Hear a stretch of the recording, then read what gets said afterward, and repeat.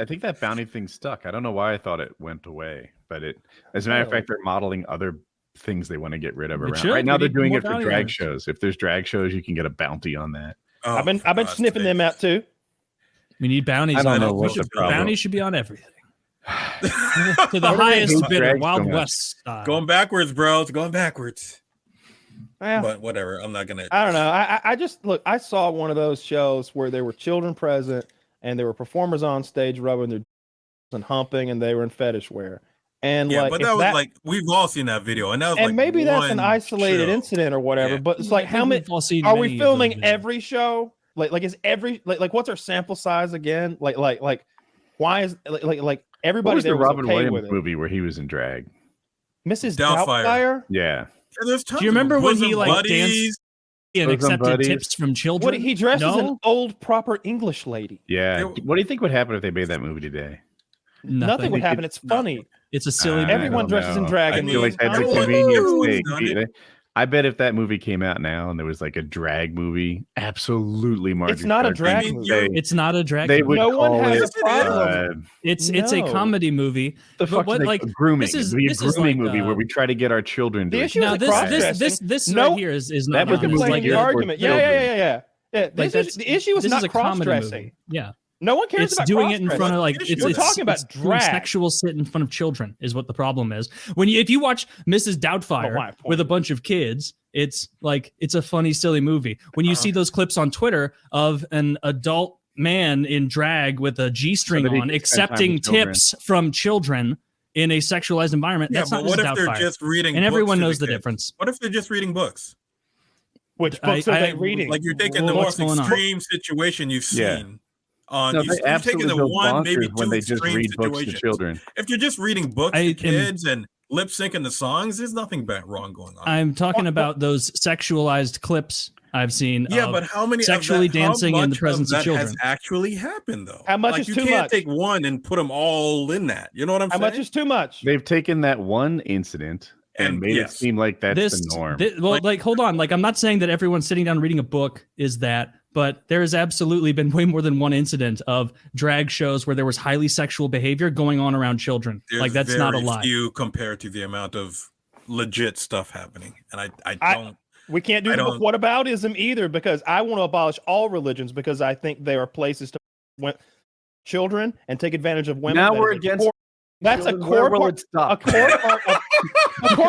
a core part of every religion. It's how they work. Listen, all you need to do is look at the demographic of pedos who are children and see what that demographic is.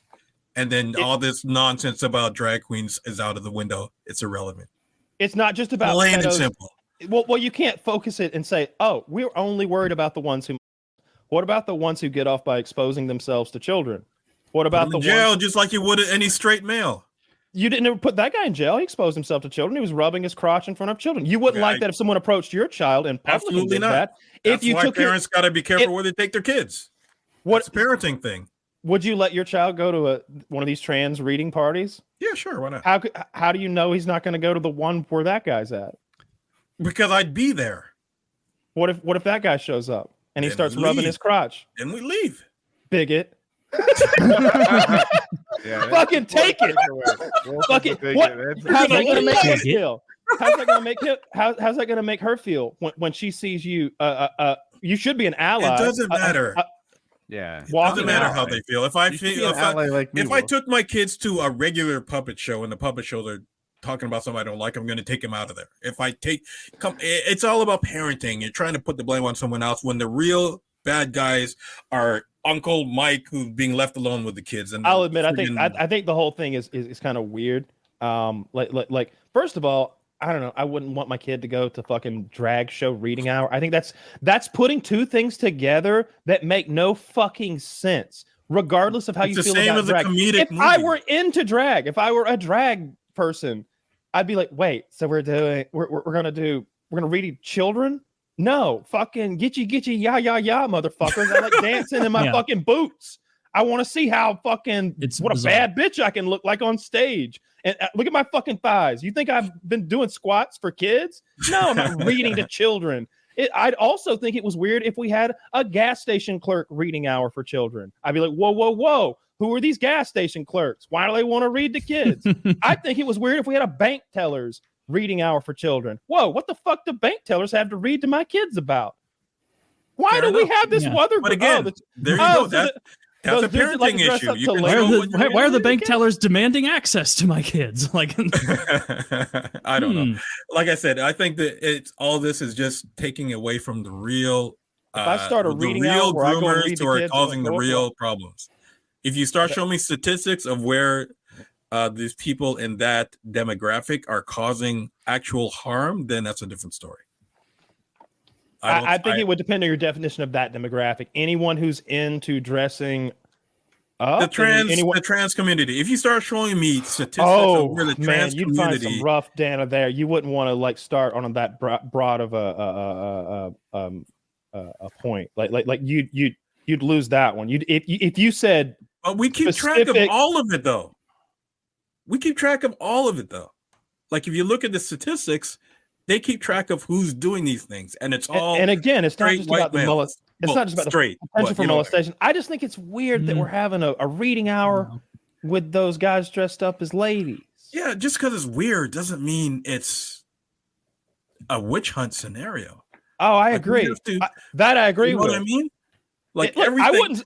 I wouldn't if I were allowed to vote. I wouldn't vote for if it came up, I'd be like, why the fuck have we spent any time rooting out the drag shows? How many were there? There can't be that. Yeah. That would be I'd be the like, fact that we're like talking 6 about of them is silly. Now I like it as a show topic. I'm not saying that, but I feel like there's been this effort to act like grooming is happening all over. Drag shows are happening all over. Woke is just a keyword that you can throw at everything, including bank failures, and they blame wokeness on the fucking train derailment and shit. Not the left wants you to believe it was wheel bearings, but it was really wokeness that caused the train to derail. The fact that we're talking about these things is just like, they're suckering people. They're suckering people into believing that these are the big issues facing America, and it's not got nothing. It's all a distraction. You know who's actually molesting children at really high rates? It's fucking youth pastors. That's right, Wendigoon. I'm looking at your little group. Youth pastors. Wait. This always gets blown by. There is data out there that this youth pastor priest shit, they don't kids at a higher rate than teachers.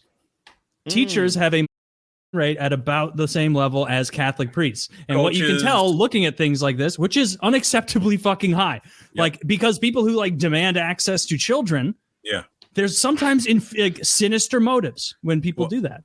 100%. Yeah, totally agree. And again, none of those people are in that old trans community.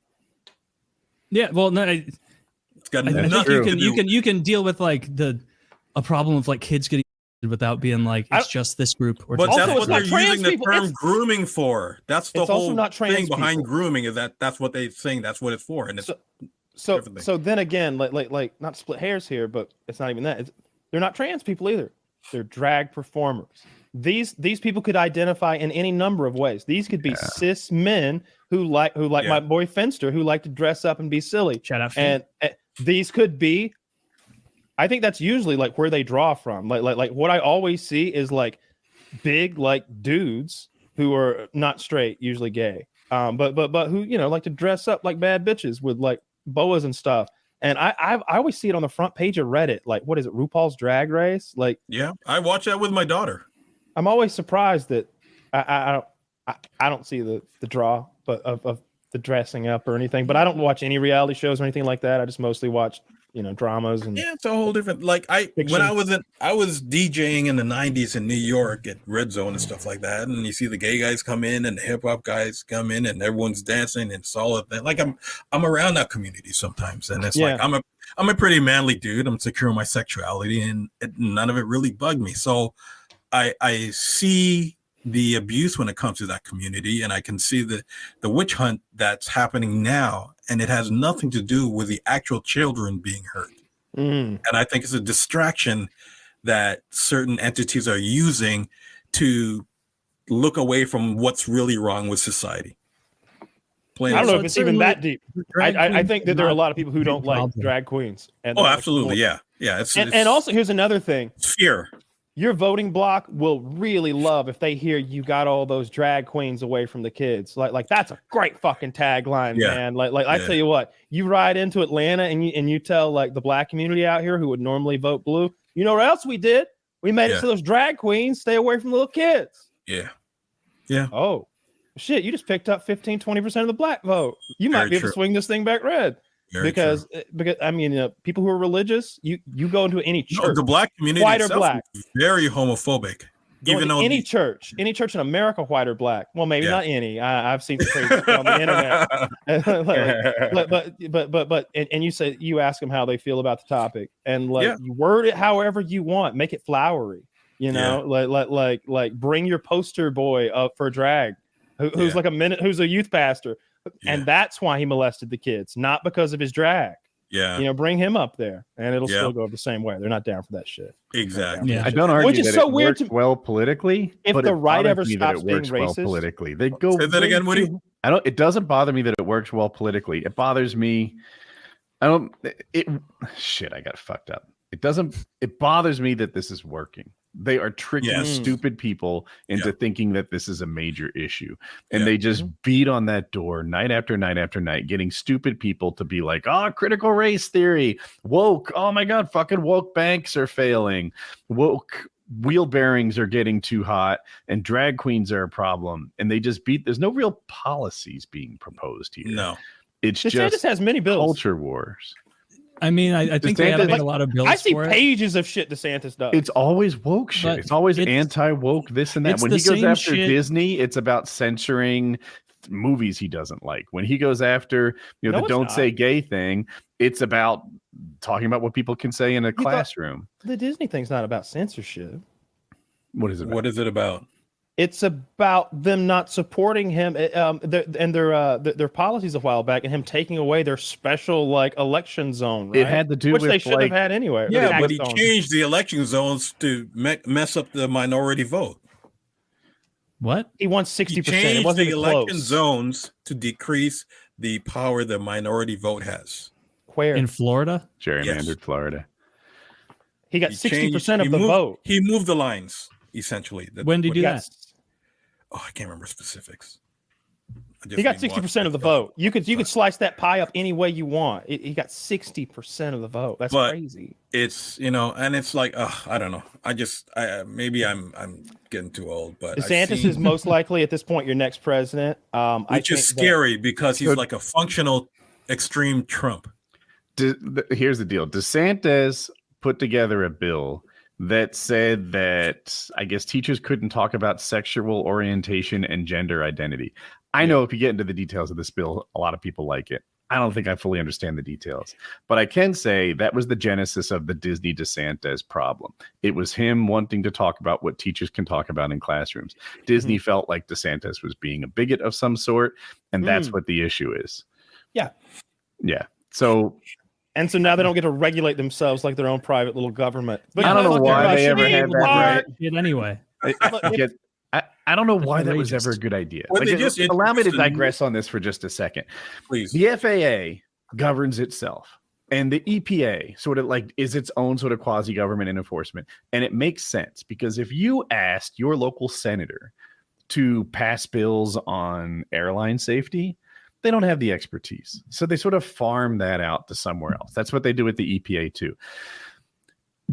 Is that why Disney governed itself? Because in their little empire, why did it ever make sense for Disney to operate? Because they paid a politician to get it, or they who did they pay? When did they do that? Because I think we're guessing. They lobby. No, I mean they didn't. No governor of Florida organically went. You know what? I want less power. I want you guys having more. High five, Disney. Clearly, there's that's a huge income stream. I want to know how it really happened. You can kind of Google it later. You can ascertain they definitely paid for that.